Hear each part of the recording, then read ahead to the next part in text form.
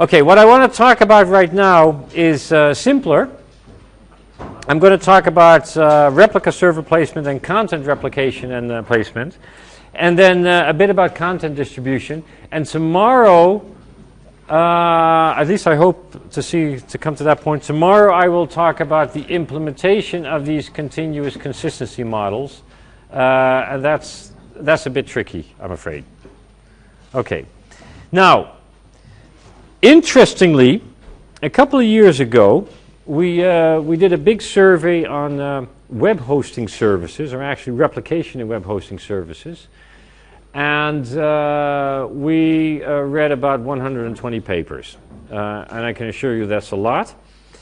And everybody was talking about content distribution and whatnot, but very, very few researchers were making a distinction between the problem of where to place replica servers, and once you have those in place, where to distribute the content to. So just imagine that you want to start a web hosting service, an internet-based web hosting service, meaning internet-based all around the whole world. You will have to place servers across the internet, okay? And placing servers means that you just hire rent space at data centers and whatnot. And the first decision that you have to take is where? Which data centers do I go to actually rent stuff, if you can actually make that decision. And that is basically your replica placement problem. Once you have the servers in place, you can start deciding on where to ship content to. This is very much along the same lines as the globule research that I talked about, what was it, the first or the second class, where we had this self-replicating system that just simply took a look at where requests came from and then said, okay, by means of a what-if analysis, aha, that web page should be over there, that web page should be over there. But if you don't have a server over there, there's no decision to take. Okay, so the first thing I want to do is concentrate a bit on replica placement. Where is the best place to place your servers? So basically figure out what the best K places are out of n possible locations. Those with a somewhat mathematical background will instantly say, ha, this is a tough problem. First thing that you could do is you could try to select the best location out of n minus k for which the average distance to the clients is minimal. So we're assuming that we do know where the clients come from. Okay? And then choose the next best server, and then the next best server, etc. The first chosen location minimizes the average distance to all clients. It turns out that this is computationally expensive. And when I talk about computationally expensive, I mean really computationally expensive. That means if you want to do the full computation, you may need a big supercomputer to actually do all the computations, and then you'll die before it's finished. So you use a heuristic to actually find out what the best could be. Okay, that's one thing. A more practical one could be select the K largest autonomous system and place a server at the best connected host. Now you have to figure out, so an autonomous system is ISP, okay? The kth largest ISP, and the idea is, of course, that you have many clients to that ISP, and then choose the best server in that ISP. Turns out to also be computationally expensive. Could you explain why? Basically, the first two problems are very much connected to each other. So it's in both cases we're talking about a facility location problem, solving a facility location problem. Now, with finding the best servers, it's a comparable problem. You have clients all over the place, and basically what you're looking for is to try to find the best place for a server. But the problem is that as soon as you've placed a server over here, you will have a second choice for the server over here. So basically you're ruling out any other optimal solution because you just reduced your space, right? And that's the problem. You never know for sure by placing a server over here whether that indeed will lead to the overall best solution. This is the same thing with the bin packing problem.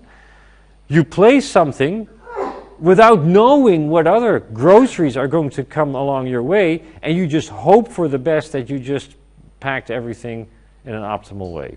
That will lead to an optimal placement in the whole cart. Okay?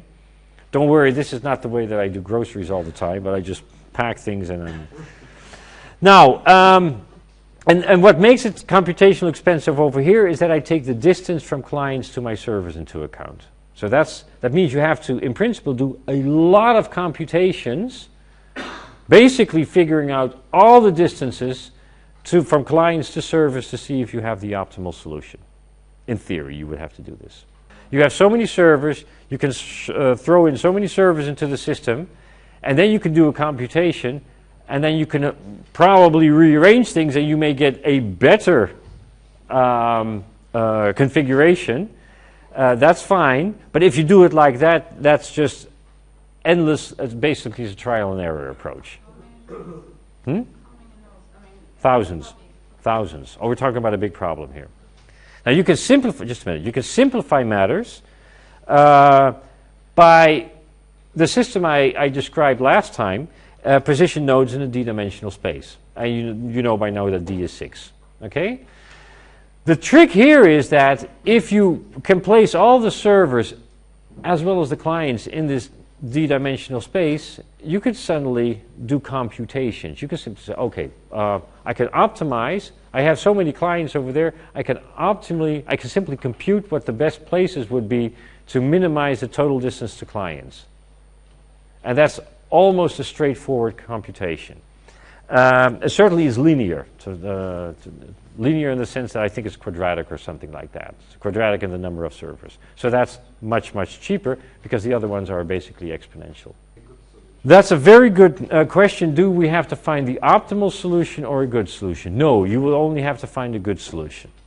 So what it turns out is that in both of these cases, you will resort to heuristics, and for those heuristics, you can prove that they are generally good solutions.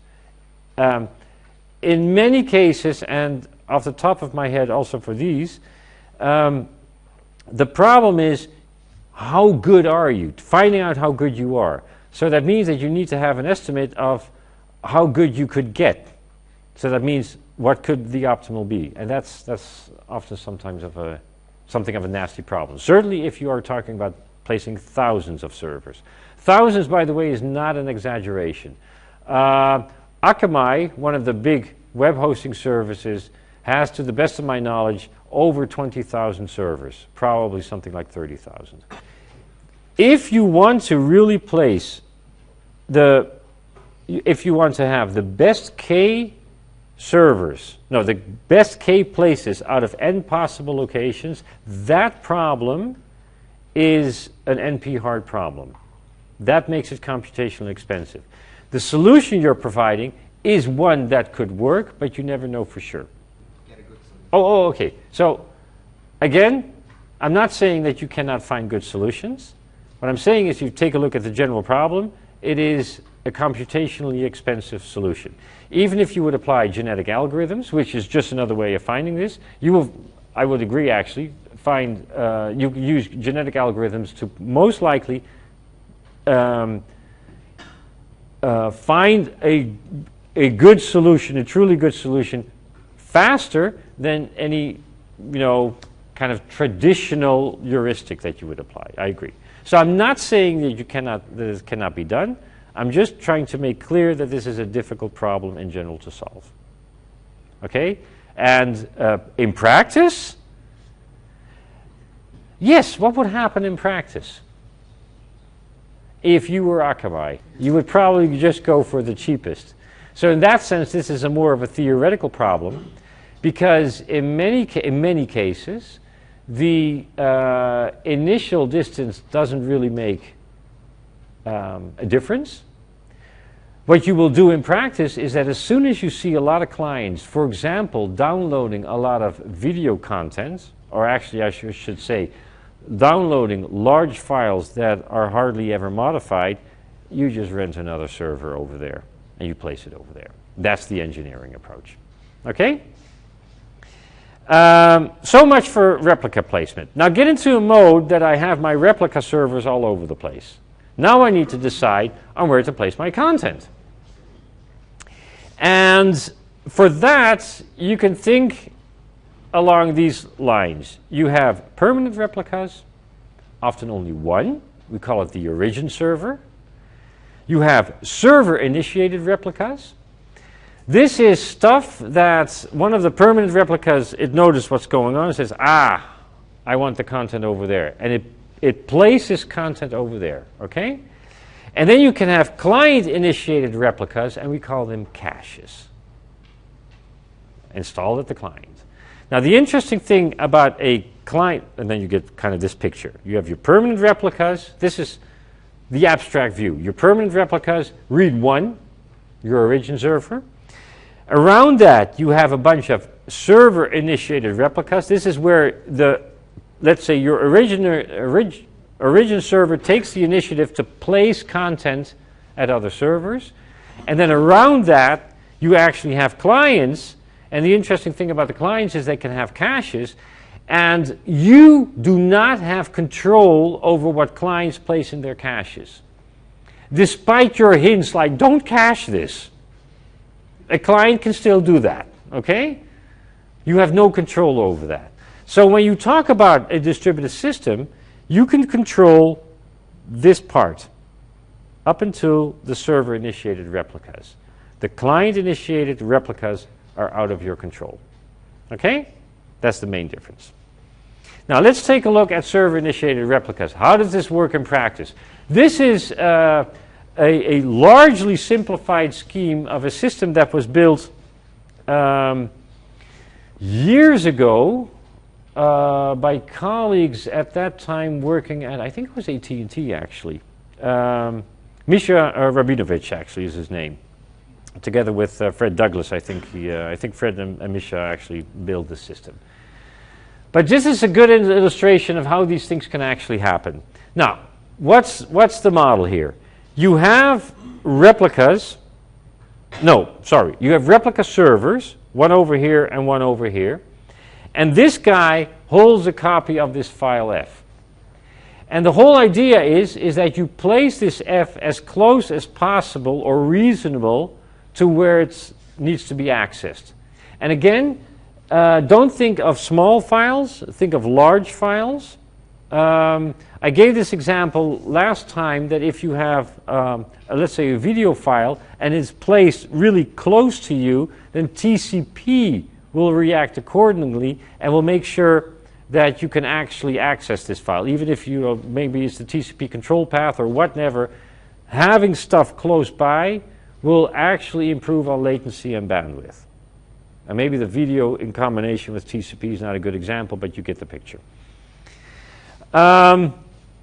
And the reason why I'm mentioning this, that if you have your file at the other side of the world, well, if it's a very small file, it doesn't really matter because, probably latency is not your biggest problem. But if it's a big file, then bandwidth is a problem, and the internet reacts dynamically to providing you bandwidth if things are far away. If they're close by, you get automatically more bandwidth.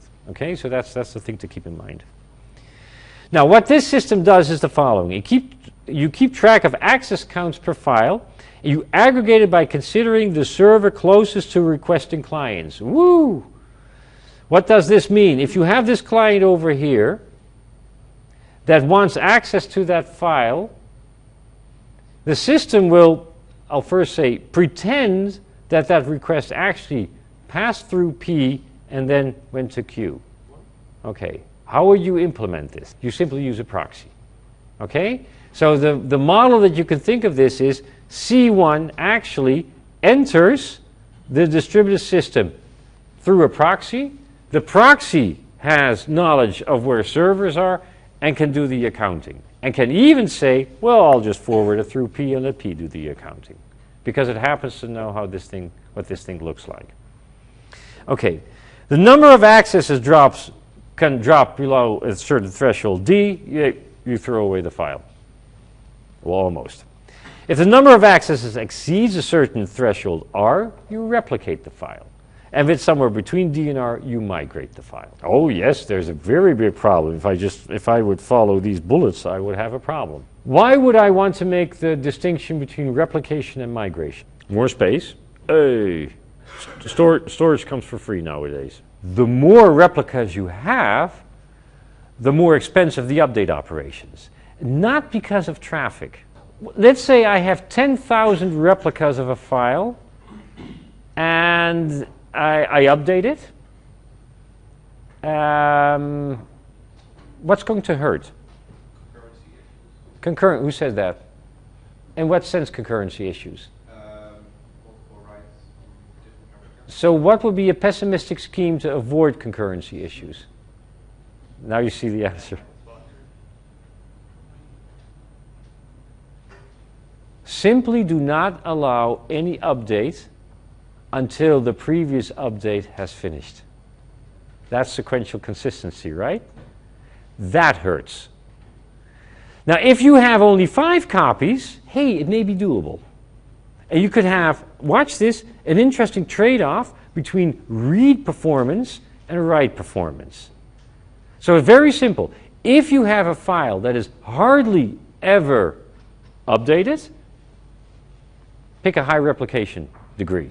Okay? So you would replicate more than in the case of a file that has a relatively high write ratio or write to read ratio. You would say, whoa, I don't mind replicating, but I'm not going to replicate 10,000 times because that will lead to a performance degradation because of the synchronization I would have to impose because of sequential consistency. You see how things gradually fit together? It's not every... they're separate pages, but they actually have, they are related to each other. Let me put it that way. But there's another problem that's on this slide that I'm just neglecting. Your file can disappear. You wanted to say that.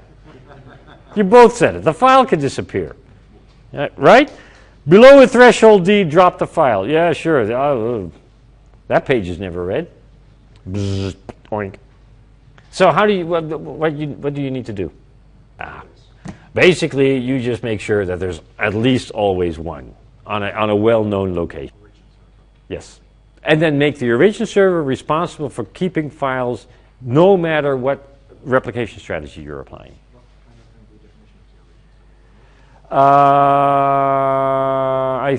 I'm not quite sure whether I made this so explicit, but yes, it was certainly implied. Absolutely.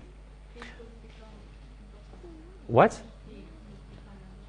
You have to realize, can P become a bottleneck? Well, there are many, many Ps. But you said there is only one source, the permanent. There's one permanent source. That's the origin server. And every file could be associated to a different origin server. That's not the problem. There is, first of all, it's a migration between replica servers. And in principle, no, this is a decentralized control. So this guy over here can say, okay, listen, I'm not having enough accesses. Basically, the number of accesses that I'm seeing over here drops between this D and D and R. I'll just migrate it to P. Okay? They actually implemented this stuff, actually. Okay. Let's take a look at content distribution. And for the next stuff, I will mainly be getting back into client-server mode. So keep that in mind.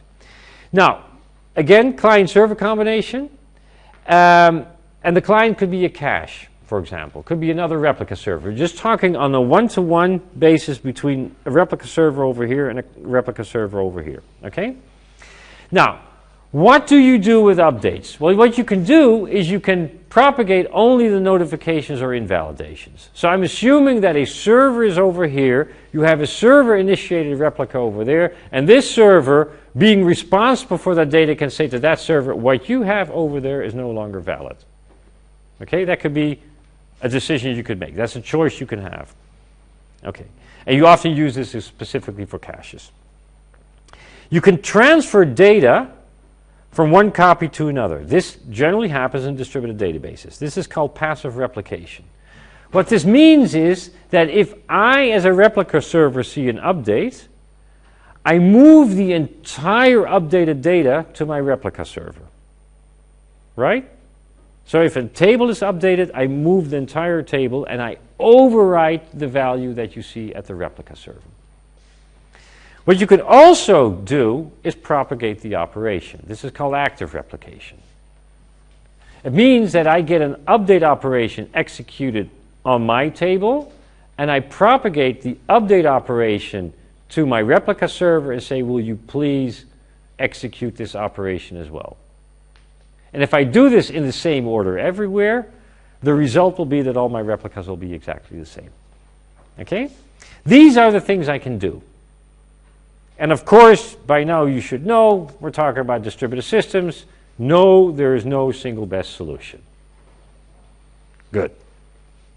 Now, let's take a look at the content distribution in the client-server system and pushing updates and pulling updates. So pushing updates is what you do with a server-initiated approach. And an update could be a notification, the operation, or the complete data. Okay?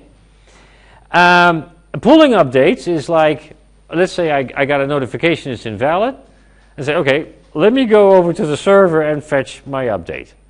Or I can actually also from time to time just probe my main server and say, do you have anything new for me?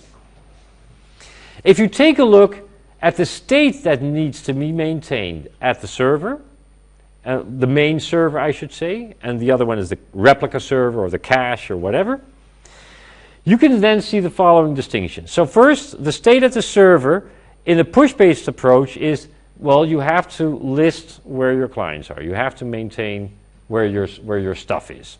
Okay? In the pull-based stuff, hey, who cares? You don't need to know them. They will come to you. Okay? If you take a look at the messages to be exchanged, then in the push-based approach, you have to propagate updates and possibly also a fetch update. The fetch update comes from the fact that you only push an invalidation, but then you should expect the update operation to come back to you from that replica server for fetching the actual content. In the pull-based approach, the only thing you can do is pull, okay? And then once in a while you actually, fetch the update. If you take a look at the response time, you again have another trade-off. In the push-based, it's there. Okay? If you push the entire update, it will be over there. So that means that when a client goes to this replica server, it will always find the up-to-date information. The worst that can happen is that you propagate invalidations, in which case that server, knowing that it now has invalid data, has to go to the main server, fetch the content, and then the client is happy. Okay? Now we get to one of my favorite slides. You can dynamically switch between pushing and pulling. So the first thing you have to realize is that if you take a look at the pull-based approach, it scales like hell. The server basically doesn't have to maintain state. It will have to send updates on request, and it may not always be the best when it comes to providing immediate updates at the caches, but maybe that's good enough. Now, if you switch between pushing and pulling, you may get into a situation that the server, the main server, will say, listen, replica server, I will promise you for a while that I will keep you completely up to date. The big benefit of that could be that your clients always have up-to-date information. And there may also be other benefits, like the ones that I discussed when I was discussing Globule. It may also be cheaper for you. To give you a good example, if there are hardly any updates, I'll get to that in just a minute, if there are hardly any updates, you can keep a promise to this other replica server. Don't come to me. I will hand out the update when it's there.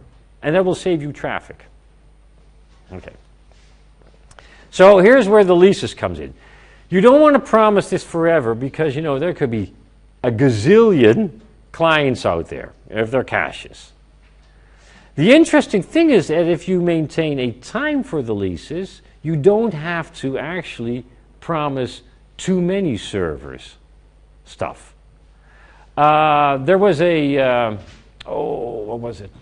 There was a research done on, I think I should call it Web 1.0, 1998, where you just had caches and servers. And what these people did was to see how many servers, no, how many caches an origin server needed to remember when it had leases that lasted, off the top of my head, 2 days. Okay? And this basically means that a server would keep information on where its caches were placed that had its content. Do you have any idea of how many caches a server needed to remember? What do you think? This was in 1998. But just to see a gut feeling. What do you think? Hundreds, thousands, millions, tens of thousands? Well,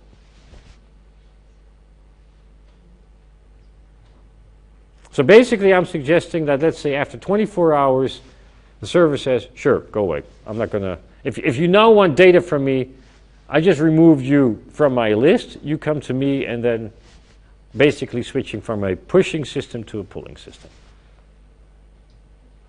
Anybody, any gut feeling? Few hundred.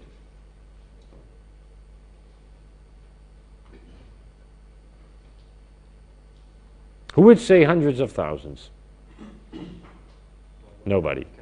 Hmm? What kind of caches? Caches in the distributed system or all clients? Web caches. So let's say proxy caches. There are, I don't know, millions of proxy caches out there. But not on the clients itself, but like proxy cache from the home. Yeah, I think this experiment was done on proxy caches, not web browser caches. So not millions, 100,000.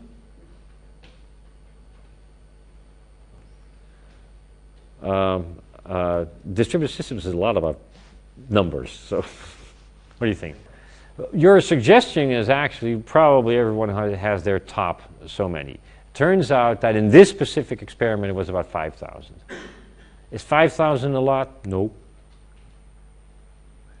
No. The only thing you have to do is maintain a list of 5,000 caches. And when you do have an update, you send them a mail. Say, hey, a message, I should say. We got an update. A mail, yeah. You can actually do that, but so I'm saying this, and I see your point. It depends on what server you are, what type of service you're providing, but it's the gut feeling like, it's not that many, despite the fact that there, at that time, were already millions of proxy caches out. And their average was 5,000, and in 1998, just to give you a clue, this is about the same time that we did the research that I showed you during the first or the second class. So it turns out that we had, at that moment in time, requests from approximately 2,000 to 4,000 different autonomous systems. And the clue was that 70% of all the requests came only from, I'll exaggerate a bit, a handful of autonomous systems. So the clue is that there is only a relatively small group, and I'm not talking for Google, a relatively small group of autonomous systems where you can expect requests from. If you would then even count servers, it always turns out that it's a relatively small group compared to all the available servers. If you then couple that to a time at which you would send updates and say, after that, I'm gone, that group can remain relatively small.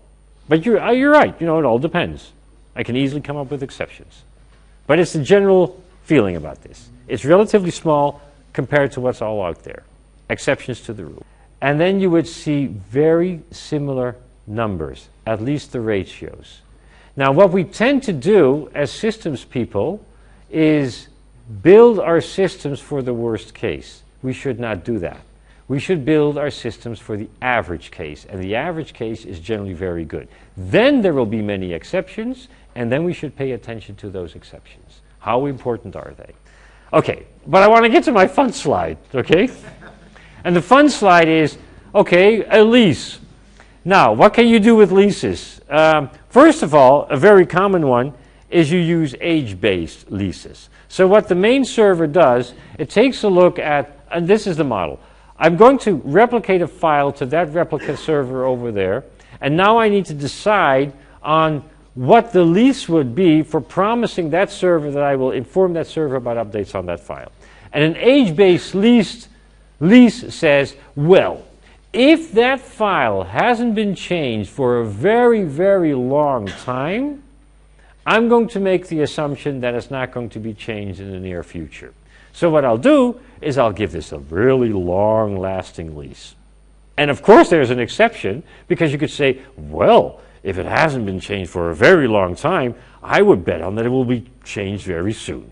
Okay? But you're not making that bet. You say, hey, my history is a good indicator for what happened in the future. It's not going to change.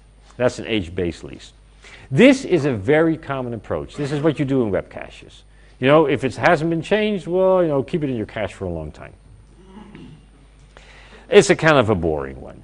I like this one. The renewal frequency-based lease. The more often a client requests a specific object, file, the longer the expiration time for that client.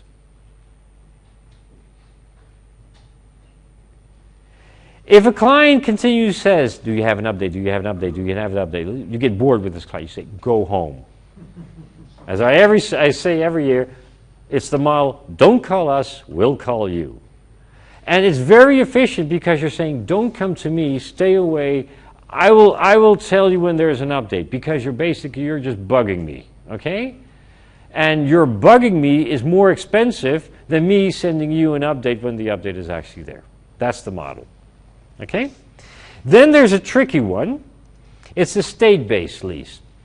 I by now should say this is actually, this is what people do under stress. If people are under stress, they say, go away. But that's not going to solve your problem, okay? The state-based lease is said the more loaded the server is, the shorter the lease time. And, hold it.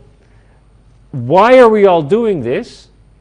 Well, in the first two cases, you're really trying to get people off the back of the server. You're trying to optimally configure the server by saying, I want to do the least possible I can do without being bugged or whatnot, so that, you know, I can keep a, let's call it a strong consistency. And this very much holds for the first two, but not for the last one. If you're stressed, maybe it will be good to hand out these leases, because then you wouldn't have all these buggy clients coming to you. Yes? So let me be clear on this. The state-based lease is exactly what you would do when you're stressed, but it may not be the optimal strategy. A better strategy could be like, I'm so stressed. Listen, I will tell you when there's update. Don't knock on my door anymore. And that will, you know, put you in a relaxed mode. Exactly. So they do this under the assumption that it will offload the server, but that assumption is not correct. It is only correct if the client comes with more requests than there are updates. And that means that for these first two, those are actually good strategies for offloading the server. But the third bullet, it really depends. It's certainly not a guaranteed strategy. The content can remain in the cache long. Hold it. I have to correct myself. You should also say long. No, I have to correct myself. In the age-based lease, what you will do is that you will let the server promise to send updates to a cache, expecting that the file will not be changed anyway. So if I have a file that hasn't been changed for ages, it's an extremely cheap promise to say, hey, I'll keep you updated. Because your expectation is that you don't have to send any updates. Right? And if you happen to do this, okay, here's an update. That's the model. If you're under And if you're under a lot of stress, what I'm saying is that in these two cases, the lease makes sense and will help to further offload a server. And offloading means you won't get requests in, you will promise to send the updates, which is cheaper because you're expecting more requests from clients to see if that there are updates than that you need to send updates. That works in both cases. So you're offloading the server. And it's not valid for the third one. Because in the third one, it really depends. Okay, watch this. Okay, this is interesting. So let's say we have a stressed server. Okay? And let's define that the server is stressed because it's getting a lot of requests from clients. So the question is, how can it make sure that it gets less requests from clients? What strategy should it apply? I have 3 strategies here. Which strategy should it apply? The renewal frequency-based strategy. And what will happen is exactly what you guys just mentioned. The clients will come less to the server under the assumption that there are more requests from clients than updates. Okay? Now let's drop that last assumption. There are actually lots of updates on a file. What should the server do? Yeah, in this case, it can so different ones. If you get a lot of updates, your conclusion would be that at the moment that you suspect that you have to send more updates than handle requests from clients, well, there are different things that you could do, but you could say, well, then I should have promises. Don't forget that if you always have a lot of updates, yes, let me put it this way. If you have really a lot of updates, would you actually use long-lasting leases? If you have a lot of updates on your files, you know what I would do? Shut up. I wouldn't tell anybody. Right? As long as I haven't made any promises, I'm safe. Because I don't know anybody who could be possibly interested in all those updates. And if somebody happens to be interested in that specific file, I may have been able to process locally 10 of those updates. Hey, he gets 9 for free. I didn't have to do anything. So this is how you should balance these things. And from all the leasing strategies, the state-based lease strategy may or may not help you. Okay? And the others will help you. You have to do some accounting. Okay?